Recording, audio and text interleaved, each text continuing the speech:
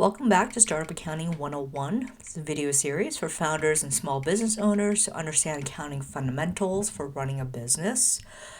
This is QuickBooks 101, the basics and best practices for the most used accounting software of small business, which is Intuit QuickBooks Online. I am using a sample company, which is Craig's Design and Landscaping Services. If you have QuickBooks Online, you should be able to follow along. If you could help me out, 75% of you watching are not subscribed. So please subscribe to help me keep creating these videos. So we're in the Customer Hub section, and this video is an overview of estimates. Now, estimates do not affect the financials in any way, but it's a useful tool to help you keep track of new business and sales pipeline. You can keep track of the status of an estimate, like you see here. These happen to be closed, but there's different statuses. And then against an estimate, you can do what's considered progress billing or progress invoicing against an estimate. And so the first thing you would ask is, why do I need to create an estimate? Who needs an estimate? So typically estimates are used for quotes, responding to RFPs, requests for proposals. Not all jobs or sales require estimates, but for those that do, QuickBooks has an option to do so.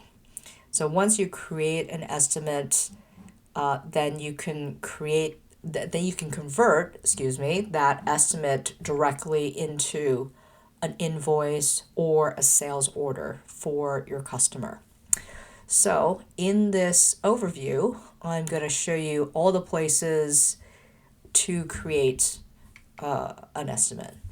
So all the estimates here will be housed within the estimate section of the Customer Hub.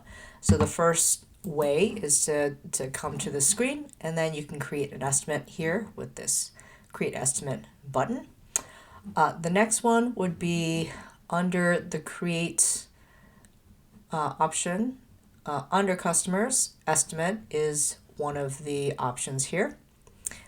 And the third way to do this is if you are already at a customer, so let's say this customer here, Amy's Bird Sanctuary, under New Transactions, you can create an estimate under the customer profile.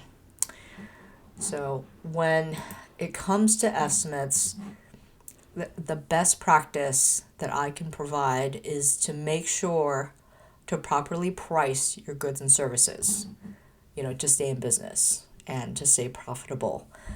You'll be in trouble if you underestimate the amount of time and resources, or in other words, direct material and direct labor that go into completing work.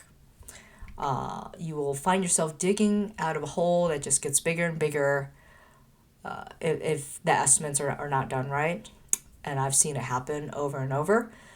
If you need to estimate for custom jobs, custom services, you'll have to calculate this prior to coming into QuickBooks and creating the estimate. This estimate is mainly to provide a document that you can send out to a customer for them to review. Okay, so in the next video, we will look at creating service estimates in QuickBooks. So like and comment if you found this video helpful. Please subscribe, and thanks so much for watching.